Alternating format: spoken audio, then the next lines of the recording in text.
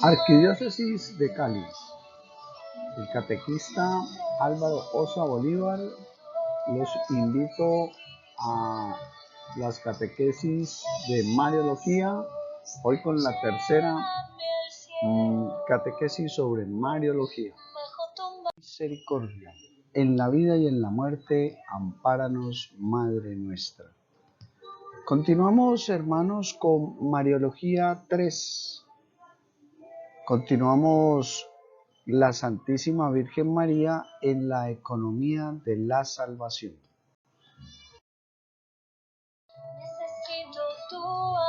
Y quiero iniciar con la introducción, recordando lo que hemos visto en los otros videos, que es la economía de la salvación. Es el misterio de Cristo revelado y realizado en la historia de la humanidad. Tengamos en cuenta el misterio de Cristo revelado y realizado en la historia de la humanidad. Quiere decir que la humanidad estaba condenada eternamente a no conocer de Dios. Y la revelación de Cristo Jesús acorta ese tiempo, llega a esa plenitud de ese tiempo para revelarnos ese camino de relación con Dios Padre, Dios Hijo y Dios Espíritu Santo a través de la persona de Cristo Jesús. ¿Qué es la economía de la salvación? Es el misterio de Cristo revelado y realizado en la historia de la humanidad. Bien, ahora mirando el ejercicio de la tradición apostólica, la doctrina en el catecismo de la Iglesia Católica nos va a enseñar la celebración del misterio cristiano, de lo que estamos hablando en la diapositiva anterior. El símbolo de la fe, la Iglesia confiesa el misterio de la Santísima Trinidad y su designio benevolente, Efesios 1:9, sobre toda la creación. El Padre realiza el misterio de su voluntad, dando a su Hijo amado y al Espíritu Santo para la salvación del mundo y para la gloria de su nombre. Tal es el misterio de Cristo. Entonces ahí está. Tal es el misterio de Cristo, Efesios 3:4, revelado y realizado en la historia según un plan, una disposición sabiamente ordenada que San Pablo llama la economía del misterio, Efesios 3:9, y que la tradición patrística llamará la economía del Verbo encarnado o la economía de la salvación. Entonces, el misterio de su voluntad, el misterio designio benevolente de Dios, esa disposición. Como lo decíamos en la diapositiva anterior, ese aspecto de lo que es la economía de la salvación, esa acción del misterio cristiano. Recordamos también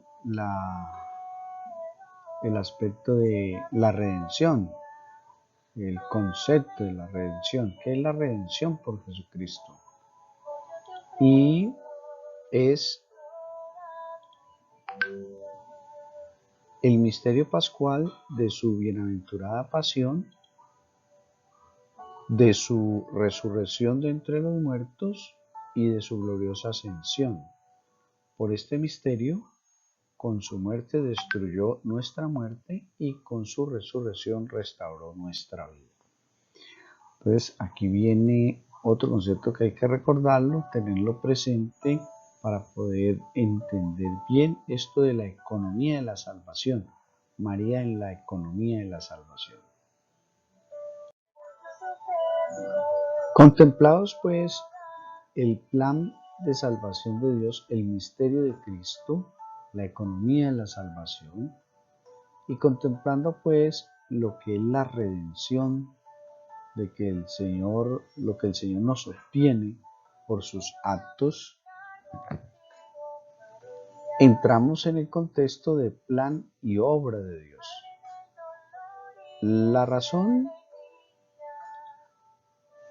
es que el Hijo del Hombre, es que el Hijo de Dios se hizo hombre. Pues aquí está todo lo que hemos analizado anteriormente es para tener este hilo conductor teológico. La razón es que el Hijo de Dios se hizo hombre. Fue la de venir a cumplir su misión de Salvador. O sea, esa razón del plan y la obra de Dios es salvarnos. Es de cumplir su misión, Jesús, como Hijo de Dios, como hombre de la salvación. Entonces, el plan y obra de salvación, Dios Padre, fuente de todo en la persona y en el plan que tenía, necesitaba de una madre para que se realizara todo este plan de salvación. Analizados ya los conceptos anteriores, que son los hilos conductores para entender la Santísima Virgen María en la economía de la salvación, recordemos lo que síntesis de Mariología. Y en Mariología 2 analizamos que María está unida al misterio de Cristo con un vínculo estrecho e indisoluble. O sea, Dios se manifestó en ella, ese plan, ya eso es indisoluble, eso no lo borra ni lo quita nadie. Y está enriquecida con la madre de Dios Hijo, como lo vimos anteriormente, con textos bíblicos y con el análisis que hicimos. Esto para llegar a la conclusión que, según el plan de Dios, María está profundamente ligada al misterio de nuestra salvación. Entonces, hace parte ella de ese plan inmerso de Dios. Lo concluimos en la parte de Mariología 2, María inmersa en el misterio de Cristo, María inmersa en el plan de salvación, María inmersa en esa unión con el plan de salvación de Dios.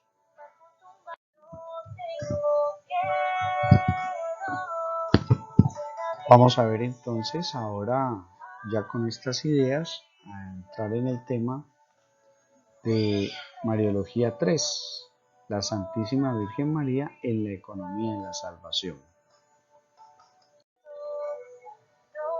Continuando en Mariología 3, ya con la introducción que hemos realizado, vamos a ver un primer punto, un 3.1, una introducción al tema. Lo vamos a ver por una serie de pasos. Este primer paso será el que iniciemos con la palabra de Dios. Vamos a iniciar este primer paso con la palabra de Dios. Y vamos a utilizar las Sagradas Escrituras en Lucas capítulo 26, 38. Nos encomendamos pues a Dios Todopoderoso a través del Espíritu Santo y digamos juntos: ven Espíritu Santo, ven Espíritu de Dios, ven por la poderosa intercesión del Inmaculado Corazón de María, tu amadísima esposa.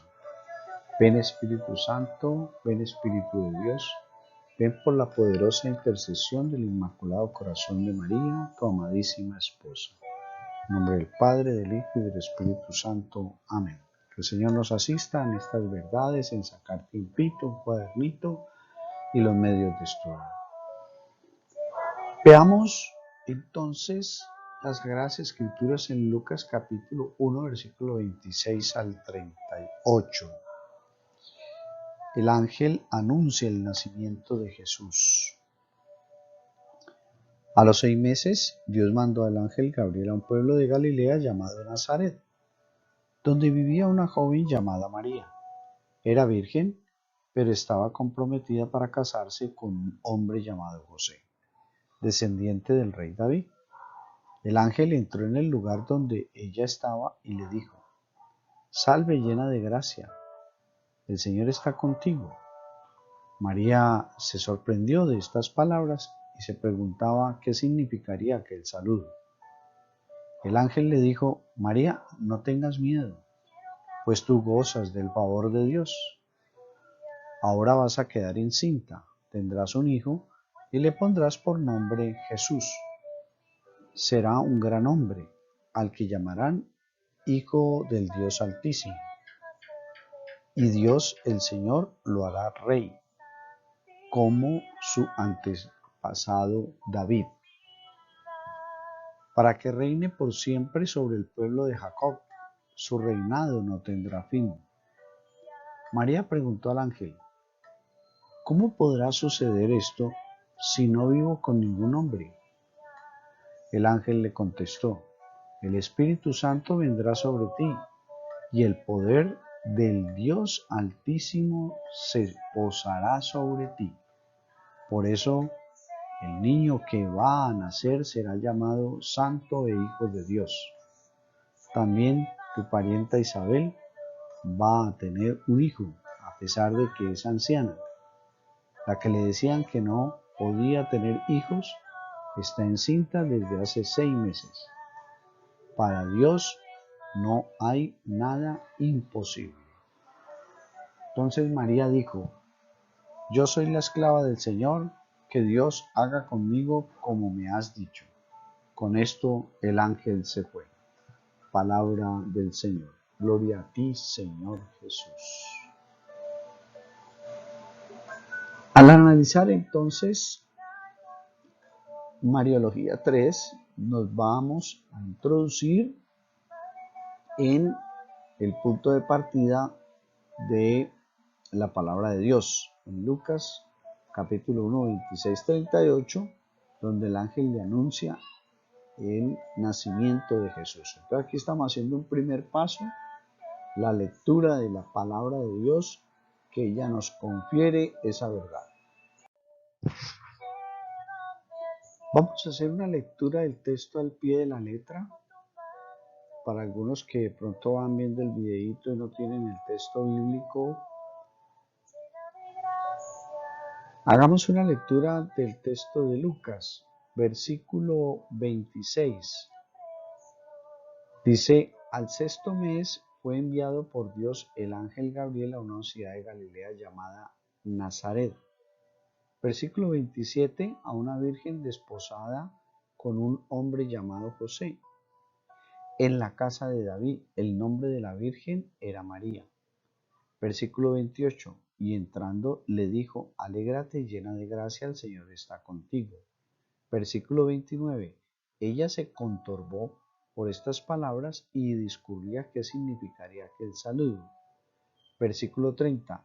El ángel le dijo: No temas, María, porque has hallado gracia delante de Dios. Tengas en cuenta que hemos hecho una lectura previa de solo escucha, y en esta hemos hecho una lectura al pie de la letra. En los versículos 31, vas a concebir en el seno y vas a dar a luz un hijo, a quien pondrás por nombre Jesús. Versículo 32, él será grande y será llamado Hijo del Altísimo. El Señor Dios le dará el trono de David su padre. Versículo 33, reinará sobre la casa de Jacob por los siglos y su reino no tendrá fin. Versículo 34, María respondió al ángel: ¿Cómo será esto? Pues que no conozco varón. Estos son los versículos que están subrayados y en negro, que en la perícopa, que en el pasaje que hemos tomado, el contexto bíblico, nos va a dar las raíces para que podamos entender y aceptar de María como economía de la salvación, haciendo parte de la economía de la salvación. Continuamos en los versículos 35. El ángel le respondió: el Espíritu Santo vendrá sobre ti y el poder del Altísimo te cubrirá con su sombra. Por eso el que ha de nacer será santo y será llamado Hijo de Dios. Versículo 36. Mira también a Isabel, tu parienta, ha concebido un hijo en su vejez, y este es ya el 6º mes de aquella que llamaban estéril. Versículo 37, porque ninguna cosa es imposible para Dios. Y versículo 38, dijo María, he aquí la esclava del Señor, hágase en mí según tu palabra. Y el ángel dejándola se fue. He tomado este pasaje de la Biblia de Jerusalén, el pasaje de Lucas que hemos leído del versículo 26 al 38. Y la primera lectura que encontraste antes de tomarlo al pie de la letra del texto fue de la Biblia en el conjunto de las Sociedades Bíblicas Unidas en Latinoamérica, que es la Biblia Dios habla hoy. Y aparecen esas traducciones donde dejan ver de todas maneras la acción de Dios, que tiene un plan que empieza a llevar a cabo y que va a necesitar de aquella mujer para poder realizar ese plan de salvación. Profundicemos un poco más. Hecha ya la lectura del texto, hecho un seguimiento al pie de la letra del texto, ¿qué descubrimos? En el versículo 31 al 34 son el eje central que nos van a dar el fundamento para aceptar que María hace parte y es cooperadora del plan de salvación que Dios había designado. Veamos en el versículo 31, donde va a decir, vas a concebir en el seno y vas a dar a luz un hijo a quien pondrás por nombre Jesús. Aquí está una primer pista del Jesús, donde lo vamos a analizar como plan de Dios para aceptar a la Santísima Virgen María en esa devoción pura que debemos tener hacia ella. En el versículo 33 va a decir, reinará sobre la casa de Jacob por los siglos y su reino no tendrá fin. Una connotación que las traducciones bíblicas, lo que está en rojo, exige un análisis de los biblistas, exégetas y teólogos sobre el significado de estas palabras que los autores sagrados escribieron inspirados por el Espíritu Santo. Y en el versículo 34, ¿cómo será esto? Pues no conozco varón. Aparece lo humano y lo divino en la acción de Jesús, que lo vamos a entender ahora con una parte de esa acción divina, el reino, esa parte de acción divina, y el preguntarse, el cuestionarse en lo humano y lo divino, y cómo María hace parte también de ese plan.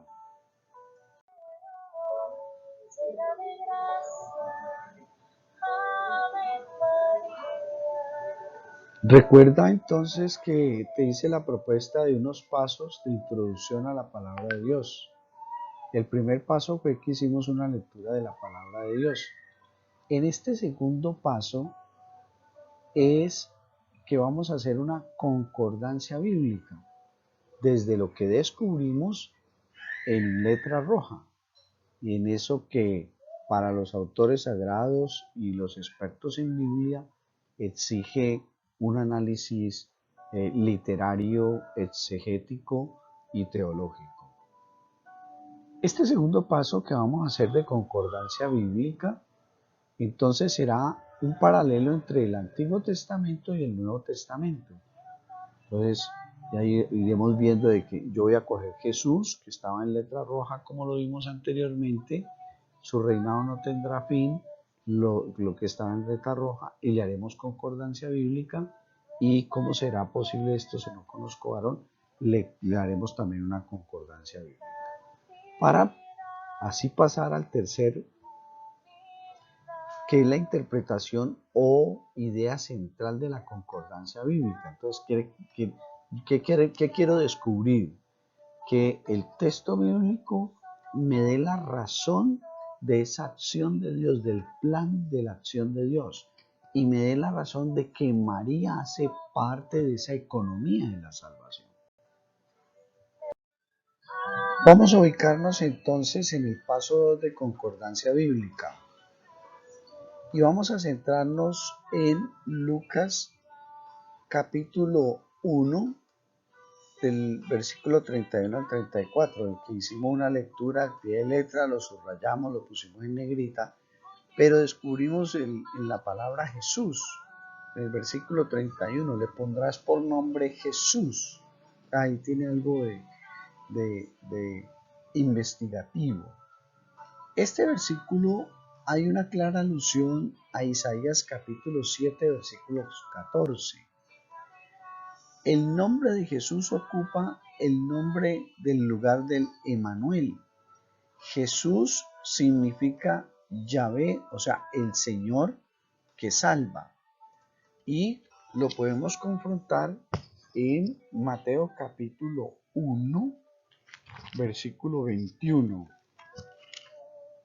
al 23. Entonces José se levantó y llevó al niño a su madre y a su madre a Israel. Pero cuando supo que Arquelao estaba gobernando en Judea en lugar de su padre Herodes, tuvo miedo de ir allá. Y habiendo sido advertido en sueños por Dios, se dirigió a la región de Galilea. Al llegar, se fue a vivir al pueblo de Nazaret. Esto sucedió para que se cumpliera lo que dijeron los profetas, que Jesús sería llamado Nazareno, que quiere decir el ejercicio de Nazareno, que es un pasaje en alusión a la parte del Antiguo Testamento, que no hay ningún otro pasaje en el Antiguo Testamento que tenga la forma de esta cita bíblica de Mateo, para hacer alusión a lo que dice Jueces. Ojalá lo puedas escribir y tomar nota en tu cuaderno. Jueces capítulo 13, versículo 5 y versículo 7, que habla del nazareo, o sea, nazirio, o posiblemente, como dice en Isaías capítulo 11, 1, que habla del retoño, en hebreo el neser, o sea, que ese ejercicio de aquel plan, de ese que se iba a dar, en ese que está encomendado a una misión especial y que va a ser el Salvador, apoyado pues en esas profecías. Entonces aquí ¿qué tenemos?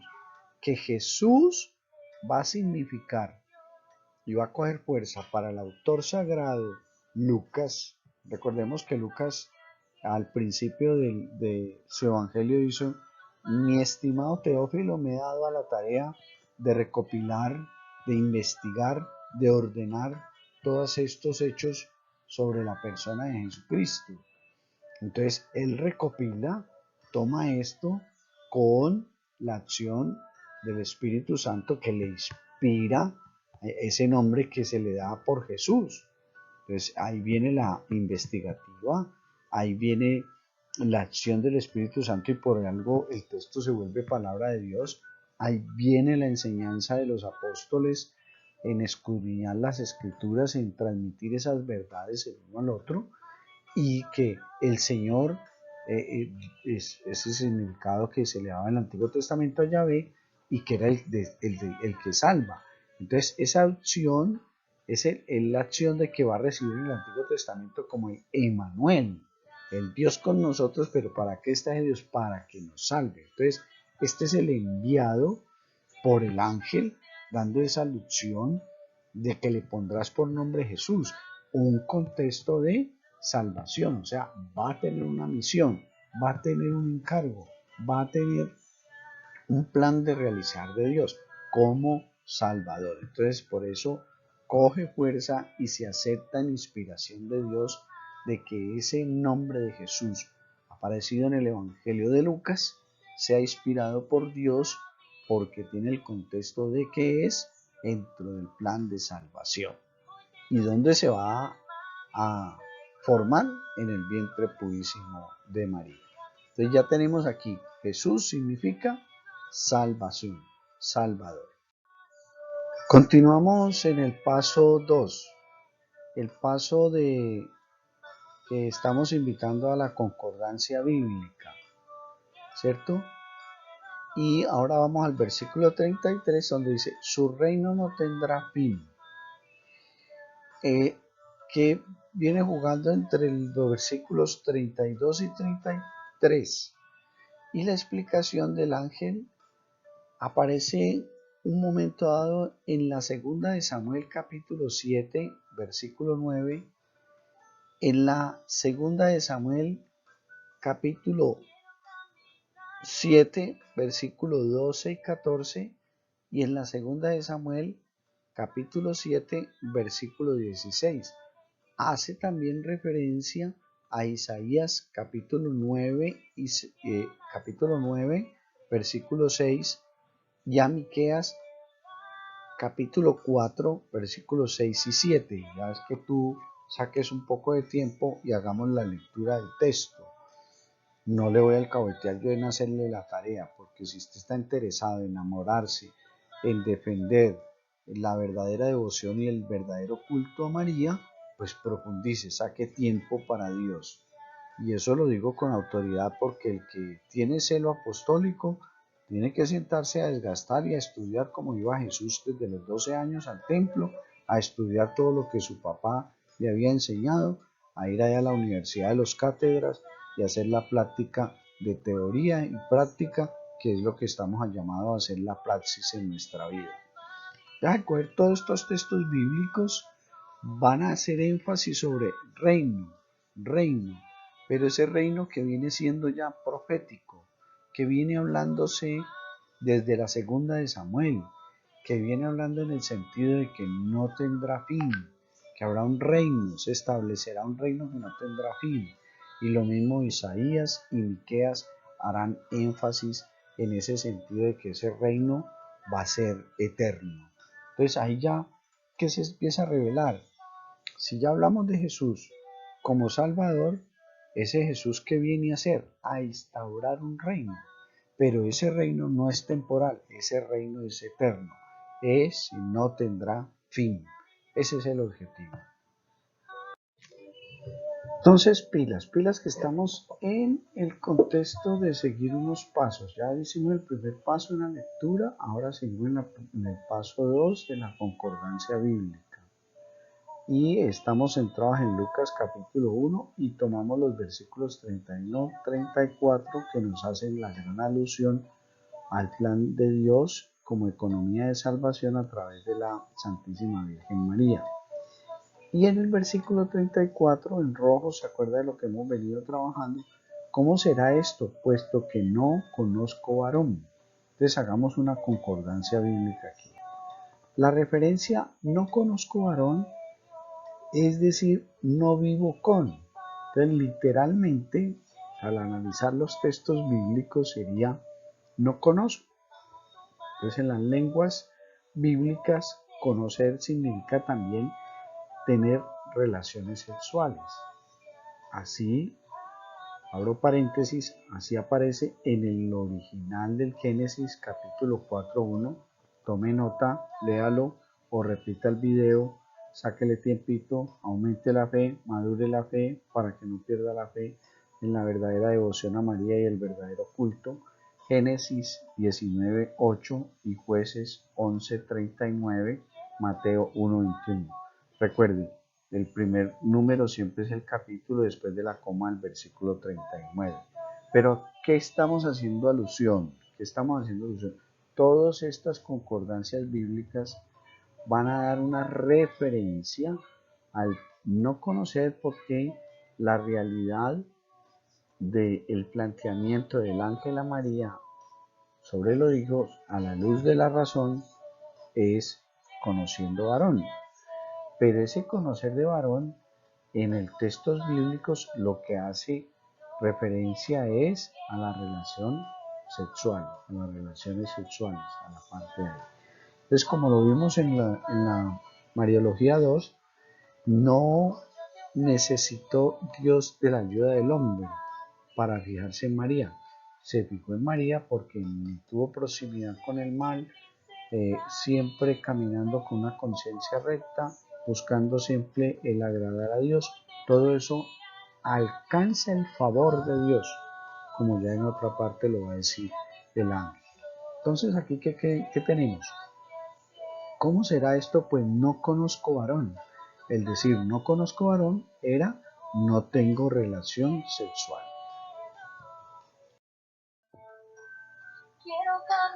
Llegamos entonces al paso propuesto, paso número 3, la interpretación o idea central de la concordancia bíblica.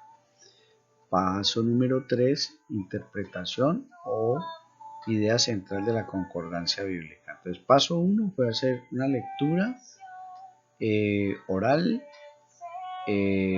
Paso número 2, del paso número 1 vimos una lectura al pie de la letra y resaltamos lo que llamaba la atención a los investigadores. Paso número 2, de eso que resaltaba, vimos unas concordancias bíblicas y ya en el paso 3 vamos a sacar esa interpretación. Entonces vamos a centrarnos, como hemos estado en Lucas, pero siempre del versículo 31 al 34. Entonces ya tenemos que Jesús significa Salvador, que su reino no tendrá fin, quiere decir que el plan de Dios es instituir su reino para siempre. Entonces ahí ya está la comisión, la tarea, la misión de Jesús. Por eso va al desierto a vencer al adversario, para instituir ese es el momento en que instituye el reino de Dios, cuando vence el mal, vence al adversario ante todas las propuestas que le hace. ¿Y cómo será esto? Pues no conozco varón. Entonces el tener relación en la palabra no conozco varón, ya lo vimos desde unas concordancias bíblicas, el cual usted también lo va a estudiar y lo va a repasar para darle fundamento a esta realidad. Entonces Jesús es hermano nuestro en el sentido de que humanamente nace de una mujer. Entonces Dios necesitó de una mujer para poder realizar su plan. Y María es la madre espiritual porque ella, la manera como lo vive, como expresa esa relación con Dios, es el ejercicio de abrirse a la profecía, a la promesa de que Dios iba a enviar un Salvador. Entonces ella lo que vivió se lo transmitió y se lo enseñó a su hijo. Ahí alcanzamos con todo este análisis que María hace parte de la economía de la salvación. A pesar de que aparece lo humano que es la relación sexual, la cual Dios no necesitó de hombre, quiere decir de este acto para poder cumplir su plan, porque se fijó fue en María, que no tuvo contacto con el mal, una conciencia recta y siempre buscando el que agradara a Dios. A partir de ahí se vuelve ese templo donde Dios derrama el favor, como dice el ángel, y como lo leímos en el texto, el favor de Dios, has alcanzado el favor de Dios. Entonces, ese plan de Dios va a tener ese inicio en la Santísima Virgen María, que va a pasar a ser cooperadora de la salvación, cooperadora del Salvador. Por eso María hace parte de la economía de la salvación. De lo que la humanidad estaba eternamente condenada a no conocer de Dios, en el plan de Dios María hace parte de esa economía de no esperar a la larga de que todos los hombres respondan a ese plan de Dios, sino que Dios lo revela a través de la persona de Jesucristo, que es la máxima revelación de Dios, la plenitud de Dios, pero que esa revelación de Dios, ¿cierto? Esa plenitud de Dios se formó en el vientre purísimo de María. Entonces María hace parte de la economía de la salvación con todo este análisis que lo hemos fundamentado a la luz de la concordancia bíblica y teniendo claro lo que es la economía de la salvación como lo presentó San Pablo y lo que es la redención, cada acto de Jesús por redimirnos, por obtener de nosotros otra vez esa dignidad de hijos de Dios ante la presencia del Todopoderoso. Visto ya pues esa introducción con esa concordancia bíblica y análisis del texto que le da el fundamento a este tema de la Santísima Virgen María como parte de la economía de la salvación, vamos entonces a profundizar lo que es el ejercicio de la madre del Mesías en el Antiguo Testamento. Encontramos que los libros del Antiguo Testamento y la tradición de Israel, ¿cierto? Ya esa misión de cumplirse de camino a lo que Dios va realizando con su pueblo, de llevarlo siempre a ese estado de perfección que es de felicidad plena ante Dios. Veámoslo cómo debemos comprender de pronto esta parte de que la madre del Mesías en el Antiguo Testamento. Entonces vamos a tener referencia a Génesis capítulo 3:5 e Isaías 7:14 y Miqueas 5 del versículo 2 al 3, para llegar a los pobres de Yahvé, los Anahuim. ¿Qué vamos a decir? O sea, ya hemos dicho que la razón por la cual el Hijo de Dios se hizo hombre fue la de venir a cumplir esa misión de salvarnos, ¿cierto? Y que es un plan, una obra que necesitó y que se cumplió en la Madre de Dios, la Madre de Dios mismo, ¿cierto? Ya en el Antiguo Testamento y la tradición de Israel manifiestan que cada vez más claramente que la función de María en la economía de la salvación, o sea que los libros del Antiguo Testamento narran la historia de la salvación en la que paso a paso se va preparando la venida de Cristo al mundo. Y estos libros evidencian poco a poco y de forma como más clara la figura de la mujer, madre del Salvador, quien aparecerá ya proféticamente bosqueada en la promesa de la victoria sobre la serpiente, ¿verdad? Que aparece Génesis capítulo 3:15, hecha a nuestros primeros padres caídos por el pecado, como lo presenta el capítulo 3 del Génesis. Y asimismo, ella es la Virgen que concebirá y dará a la luz un hijo que se llamará el Emanuel. Ya analizamos ese Jesús Salvador, de dónde sale, y que va a hacer referencia en el Isaías 7:14 y Miqueas capítulo 5, versículo 2-3, ¿cierto? Entonces, todo esto lo hemos venido analizando desde Mariología 1 en la primera catequesis.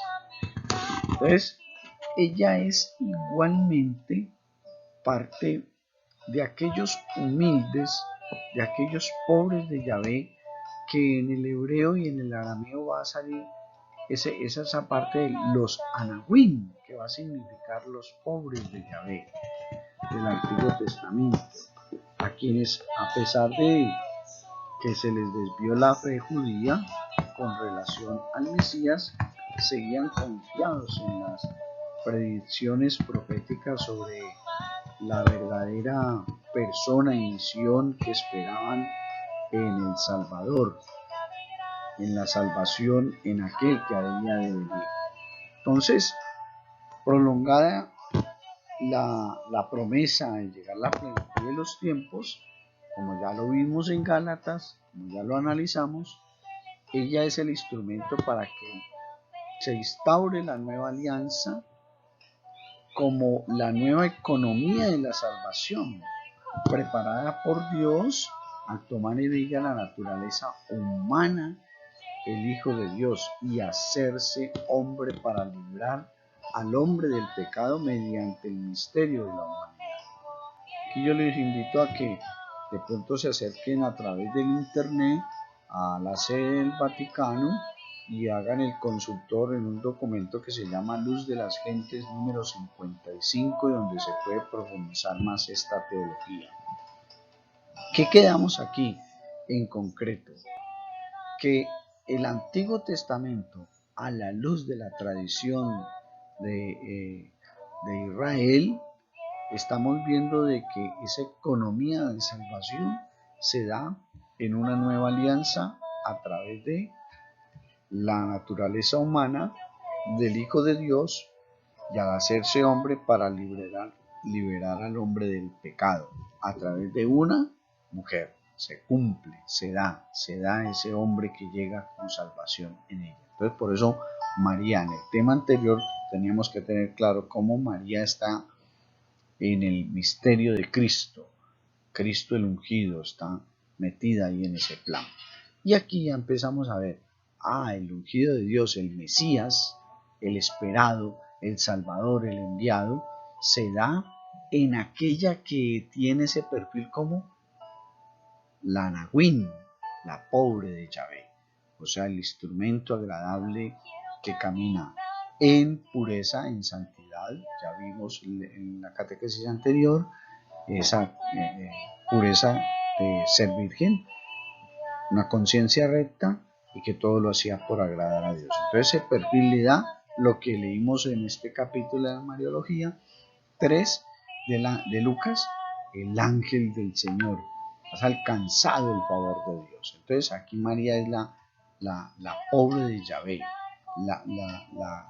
la predilecta del Señor, se le complace él en realizar ese plan de salvación, de poder enviar a su Hijo, de encarnar a su Hijo para seguir el plan de salvación. Entonces aquí vemos un análisis con textos bíblicos desde el Antiguo Testamento a la tradición de Israel. En este punto 3.3 vamos a mirar, analizar María y el Antiguo Testamento. Ahorita en la anterior miramos el Antiguo Testamento y la tradición de Israel. Entonces vamos a situar a María en el plan de salvación. Tanto en el Antiguo Testamento y la formación del Nuevo Testamento a partir de la predicación de la iglesia primitiva. Estamos hablando, muere Jesús, quedan los apóstoles, el primer siglo, o la iglesia primitiva. Entonces hay unas vocaciones individuales que aparecen en el Antiguo Testamento y en el Nuevo Testamento, ¿cierto? Y eso nos va a servir para entender a María dentro del plan de salvación. Entonces, para situar a María en el plan de salvación que el Señor nos ha revelado, es necesario aceptar la continuidad entre ambos testamentos, o sea, entre que va a ser el Antiguo Testamento y el Nuevo Testamento, esa formación del Nuevo a partir de la predicación de la iglesia primitiva. Y para entender mejor cómo el Señor escogió a María para llevar adelante su proyecto de salud en Jesucristo, conviene descubrir y tener en cuenta las vocaciones individuales y por tanto irrepetibles de algunos personajes claves del Antiguo Testamento.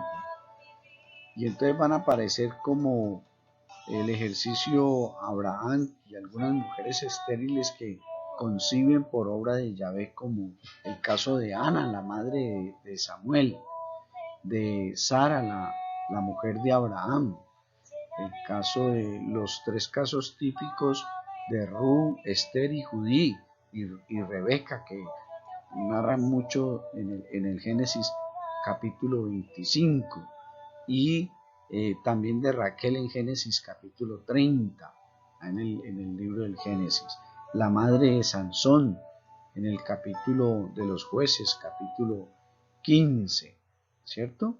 Entonces, esta realidad de este ejercicio de estos textos bíblicos nos dejan ver a estas mujeres como la madre de los macabeos. Algunos textos bíblicos no los tienen. Textos bíblicos me refiero a algunas Biblias, no los reconocen, que son protestantes, otras Biblias sí reconocen y la iglesia lo reconoce que tienen esa inspiración de Dios.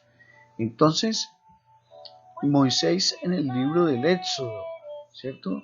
Que también se ve como ese ejercicio de la vocación, que hace parte que desempeñaron el plan divino de estas mujeres como Rebeca, como Raquel, como Sansón, como Susana, ¿cierto? Como la madre de los macabeos, como la vocación inclusive de Moisés, ¿cierto? Y la vocación de los profetas. Todo este contexto es para mostrar que los siervos de Yahvé, como los califica en Isaías, esos siervos de Yahvé que le dan ese contexto de aquellos que son con el favor de Dios, que llevan un comportamiento, una rectitud, un caminar ante el Señor. Entonces son prestos para Él obrar a través de ellos su plan de salvación, como lo viene haciendo en el Antiguo Testamento. Y en el Nuevo Testamento miremos la genealogía de Jesús, donde está Tamar, Rahab, Betsabé, María de la madre de Jesús, que ya hicimos el análisis de Lucas capítulo 31-34. Entonces la genealogía de Jesús, y donde aquí vemos pues que aquí vamos a hablar un poquito sobre esto. Pero ¿de qué trata esto? María en el Antiguo Testamento ya viene con unos comportamientos, los textos sagrados vienen unos comportamientos de toda la acción de Dios a través de ciertos personajes que llevan un comportamiento ante Él de pureza, de una conciencia recta y de hacerlo todo agradable. Esos serán los siervos de Yahvé, los pobres de Yahvé. Aquí pues miramos ese contexto de María en el Antiguo Testamento. Y ahora hablamos aquí de María y Abraham, pero ¿desde qué aspecto lo vamos a hablar en este punto 3.4? Si tomamos Romanos 4, versículo 12, dice que es nuestro padre en la fe, Abraham. Entonces, en la economía de la salvación, de la revelación divina, la fe de Abraham constituye el comienzo de la antigua alianza. Y en Lucas, como ya lo hicimos el análisis, versículo 31-34, la fe de María en la anunciación da comienzo a la nueva alianza. Aquí les recomiendo que lean mucho este libro, este documento de la Iglesia, Madre del Redentor, ¿sí? Madre Redentoris. Es una teología donde se continúa profundizando la tradición apostólica, el magisterio de la Iglesia hace una teología de una profundidad sobre esto de la anunciación como anunciación del comienzo de la nueva alianza y de la antigua alianza. Entonces, el proyecto salvador, María sigue los mismos pasos de Abraham en el caminar de su fe, ¿cierto? Abandonó absoluto a Dios, una entrega absoluta a Dios. Y todo esto en la economía de la salvación, de la revelación divina de la fe de Abraham, constituye ese comienzo de la antigua alianza, y de María el de caminar en esa fe es la nueva alianza. Entonces tengamos en cuenta también eso del Antiguo Testamento y del Nuevo Testamento, como María sigue ese caminar de su fe, abandono absoluto a Dios. ¿Y cómo será esto? Pues no conozco varón. Entonces que se haga lo que tú has dicho. Ahí está esa fe de abandono total a Dios. Entonces María aquí se le va reconociendo a María el ejercicio de la fe. Y en ese ejercicio de la fe se va viendo que María lleva ese caminar de fe y se va volviendo modelo de fe, y se va volviendo ese modelo de fe que merece devoción del modelo cristiano perfecto a seguir, con el tipo de fe que debemos de tener ante Dios Todopoderoso y Eterno. Vemos ahora entonces un punto 3.5, María nexo entre el Antiguo Testamento, Antiguo Testamento, y el Nuevo Testamento. Veamos ese nexo que hay ya de una manera más profunda. Entonces ya Lucas en el capítulo 1 del versículo 13 al 18 habla del Antiguo Testamento y Isabel la estéril. Entonces vale la pena pues que lean el texto y lo relacionen cuál es la intención de Lucas en su evangelio con la concepción de Jesús en el seno de María, y por obra exclusiva del Espíritu Santo presenta una línea continua con él, solo que va unida con él. Entonces, el Antiguo Testamento, al narrarnos la concepción de Juan en el seno de Isabel, la vieja estéril, ¿cierto? En Lucas 13:1-8, y al ofrecer el ángel este hecho a María como signo de la intervención del Altísimo al responderle con las mismas palabras dirigidas a Sara, como la estéril al concebir a Isaac. Ojo aquí, a Sara al concebir a Isaac, porque nada es imposible para Dios. Ojo a esa parte. En Lucas capítulo 1 del versículo 36 al 38, el evangelista va a colocar la maternidad de María en las mismas intervenciones de Yahvé en el origen de la existencia de sus elegidos. Desde el Antiguo Testamento vemos ese análisis. Pues como ha obrado en aquellas que no podían tener hijos, entonces obró en María Santísima. Por eso el Magnífica, el Cid, que igual sucede con Ana, la mujer del Caná, madre de Samuel, quien también era estéril. Entonces, San Lucas relaciona también estos dos hechos, la concepción milagrosa de Ana y de María, al poner en labios de la Virgen Madre el cántico del Magnífica. Eso viene de allá, del cántico de Ana, en su hijo. Entonces, ahí están los textos bíblicos que podemos hacer, las palabras de María y como las palabras de Jesús. Por eso vamos viendo en la acción de la economía de la salvación. Y entonces el nacimiento de estos hombres destinados a una misión importante en la historia de la salvación de Israel. Es la presencia de la palabra creadora de Dios en favor de su pueblo. La presencia de la palabra creadora de Dios en favor de su pueblo. Estos casos pues de intervención de Yahvé, de concebir en mujeres estériles, como lo hablamos anteriormente en Rebeca, la mujer de Isaac, en Raquel, la mujer de Jacob, la madre de José, como lo recomendamos en la diapositiva anterior, Génesis capítulo 25 y Génesis capítulo 30, encontramos pues que estos hechos siempre se tratan de un nacimiento de hombres destinados a una misión importante en la historia de la salvación, y que se revela esa presencia de Dios que es palabra creadora. Por eso la palabra va a tener poder cuando es proclamada por Dios a la luz de la fe. Entonces aquí ¿en qué quedamos? El nexo que hay entre María del Antiguo Testamento y del Nuevo Testamento, que aquellas mujeres en las cuales fueron llamados, que no se veían lo que no era posible y que para Dios no era nada imposible, se da esa gracia de un hijo, pero un hijos que nacen con una misión.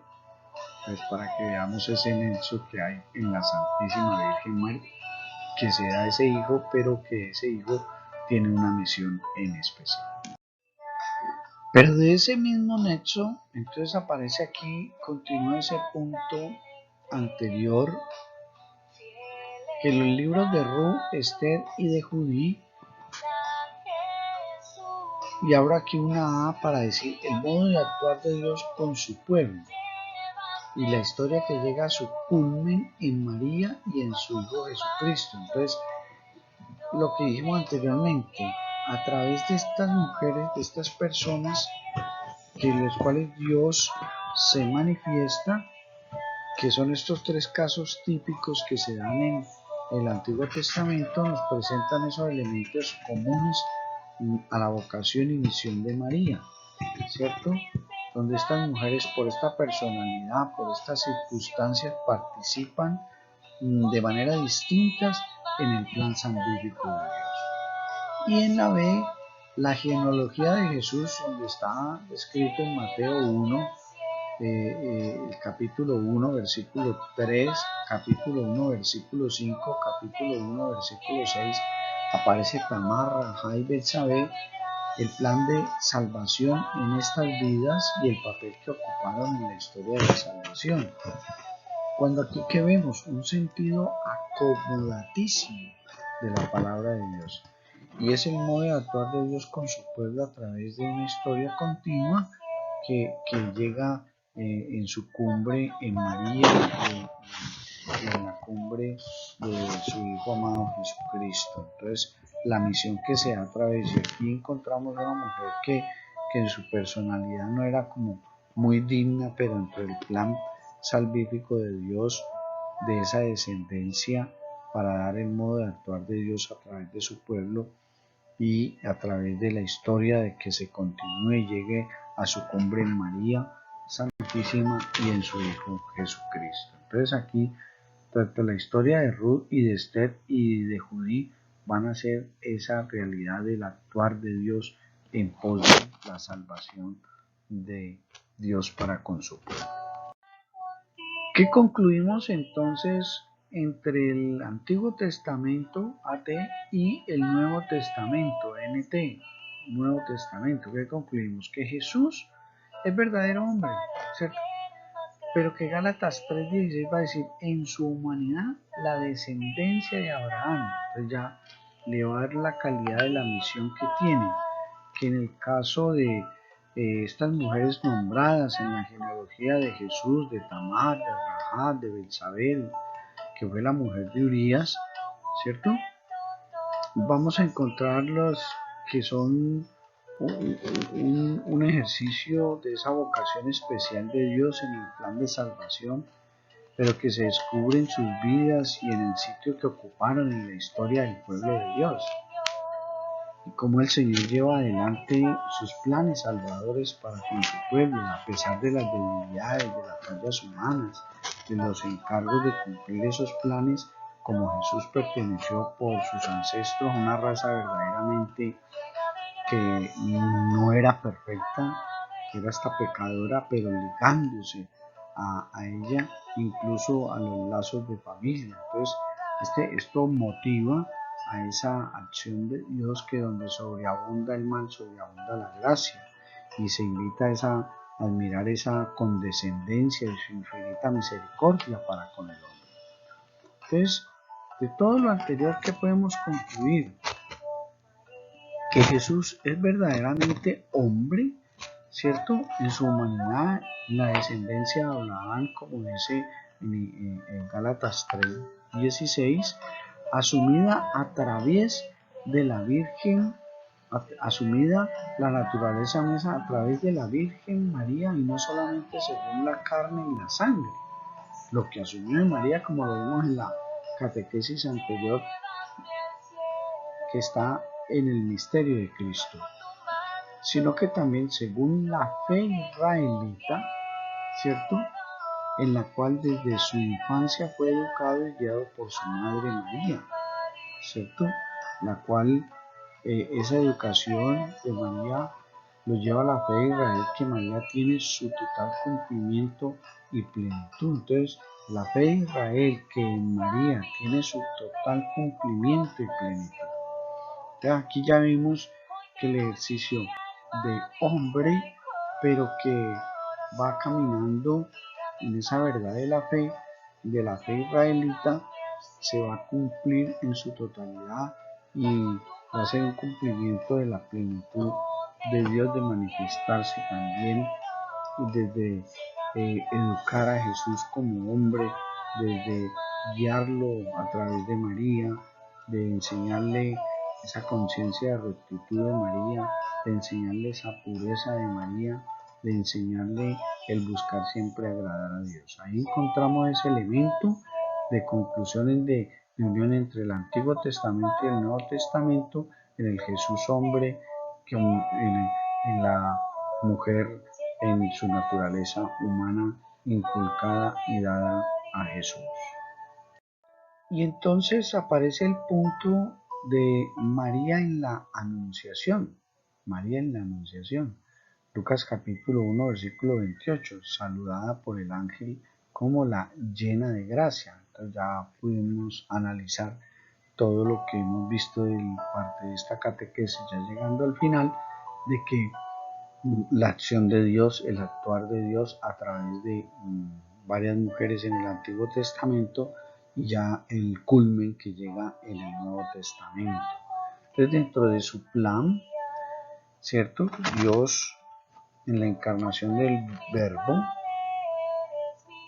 predeciera como la aceptación de la madre está predestinado para que de esta manera, así como la mujer contribuyó con su aceptación al pecado y a la muerte allá en el Antiguo Testamento, en el Génesis, también contribuyera a la regeneración y a la vida, que es en el caso ya de la Virgen María. Entonces, preservada de todo modo singular, como por prevención de los méritos de Cristo, de toda mancha de pecado, es preservada María, totalmente santa, inmune al mal, plasmada y hecha como una nueva criatura por el Espíritu Santo, enriquecida con una perfección enteramente singular. Pues la Virgen Nazarena es saludada por el ángel de la Anunciación por orden de Dios como la llena de gracia, ¿cierto? Esa llena de gracia. Y les pone el plan de Dios. En el versículo 38 les pone el plan de Dios para con ella y para con la humanidad. A lo cual, ahí en el versículo 38, ella responde con una aceptación plena de fe y de entrega a su nombre. Cuando va a decir, he aquí la esclava del Señor, hágase en mí tu palabra. Pero Dios le reveló el plan. Entonces, por eso estamos diciendo, María en la economía de la salvación, porque María está inmersa, metida en el plan de la salvación. Entonces, así, María, hija de Adán, al aceptar el mensaje divino, se convierte en la madre de Jesús. Y al hacerlo, va abrazando la voluntad salvífica de Dios y se consagró totalmente como esclava, como sierva de Yahvé a la persona y a la obra de Jesús, sirviendo con diligencia al misterio de redención con él y por él. Ojo lo que estoy leyendo, sirviendo con diligencia al misterio de redención. Ya dijimos que era la redención, ¿cierto? La muerte de Jesús por nuestra muerte, o sea, los actos de Jesús por nosotros. Ella, la sierva de Yahvé, la obra en Jesús, ahí está unida la redención, está sirviendo como diligencia al misterio de la redención, con él y por él. Entonces, María no fue pues un instrumento puramente pasivo en las manos de Dios, sino que cooperó a la salvación de los hombres con su fe y su obediencia.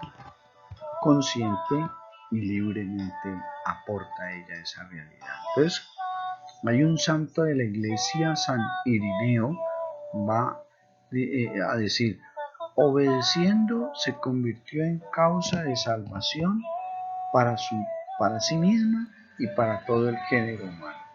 Obedeciendo se convirtió a causa de salvación para sí misma y para todo el género humano. Entonces, el nudo de la desobediencia de Eva fue desatado por la obediencia de María. Lo atado por la incredulidad de la Virgen Eva fue desatado por la fe de la Virgen María. Por eso, comparándola con Eva, se llama a a María Madre de los Vivientes, Madre de los Vivientes. Eso lo va a decir también San Epifanio. Y San Jerónimo, que nos ayuda a traducir la Biblia, afirma que, abro comillas, así como la muerte vino por Eva, la vida nos vino por María. Y aquí vale la pena que profundicen. Esta teología está en un documento que se llama de la Iglesia Luz de las Gentes, número 56. Entonces, la anunciación de María es algo maravilloso en el sentido de que esa anunciación en ella es por ese estado de pureza, ese estado de agradar al Señor, de ser diligencia al misterio de la redención con Él y para Él. Es ella pues la que acepta y vive, se consagra a ese plan de Dios como la esclava, como la sierva de Yahvé, en la que va a orar el Hijo de Dios para hacer la voluntad salvífica de Dios.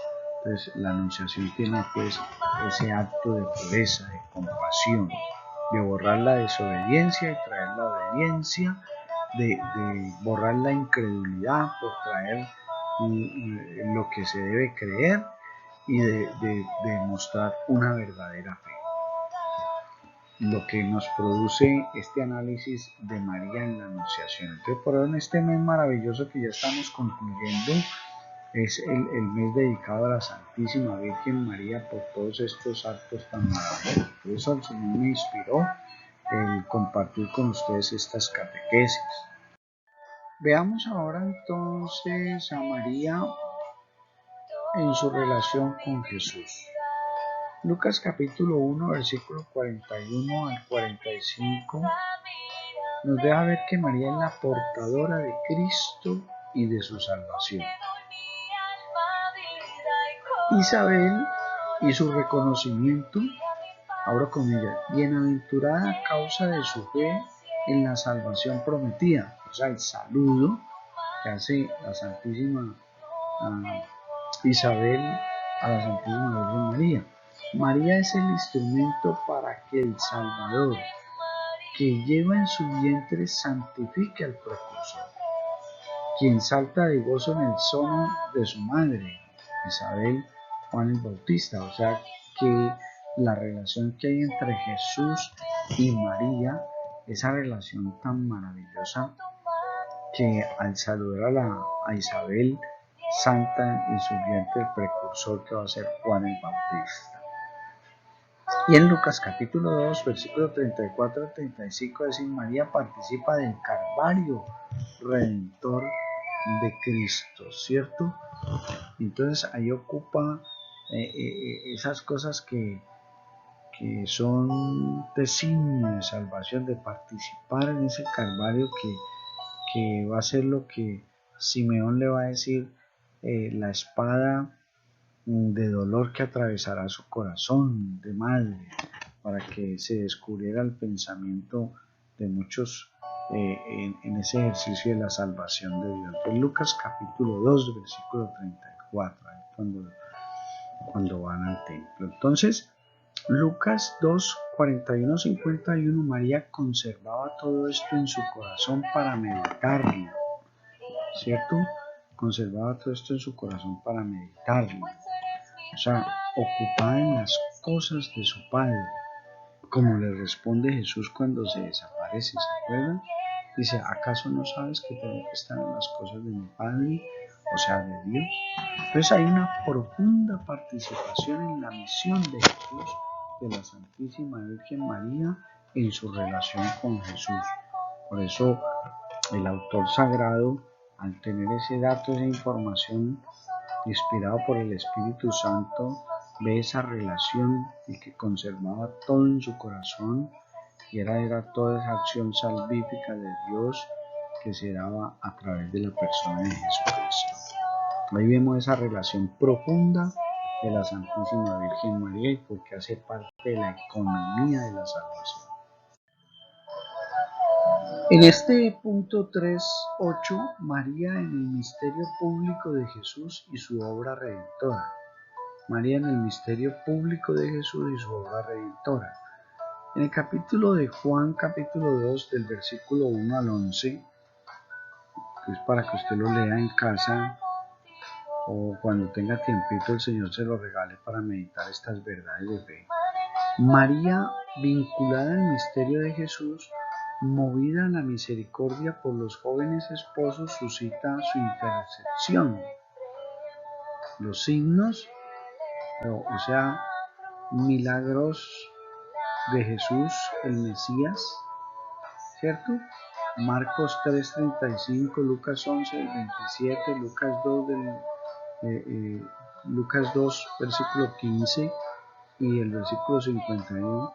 María como instrumento del reino de Dios, proclamando bienaventurados a los que escuchan su palabra de Dios y la guardan y la cumplen en fidelidad como lo hace ella.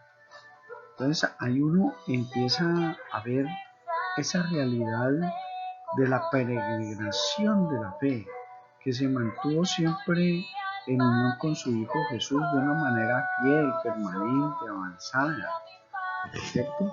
Esa realidad a la Santísima Virgen María, como lo hace ella, esa fidelidad de guardar, de estar ahí. Entonces, es consintiendo amorosamente la inmolación de esa víctima divina que ella había engendrado, ¿cierto? Y es el ejercicio dado a luz y educado por ese momento de María de participar activamente en la obra redentora de Cristo en favor de la humanidad. De tal manera de que Cristo Jesús, agonizante en la cruz, la entrega como madre al discípulo Juan, quien representa en ese momento trascendente a todo el pueblo y sus nuevos discípulos redimidos por su sangre y su iglesia, como lo va a decir en el Evangelio de San Juan, capítulo 19, el versículo 25 al 27. Entonces se cumplía en María la bendición pronunciada por Isabel, feliz la que ha creído, ¿cierto?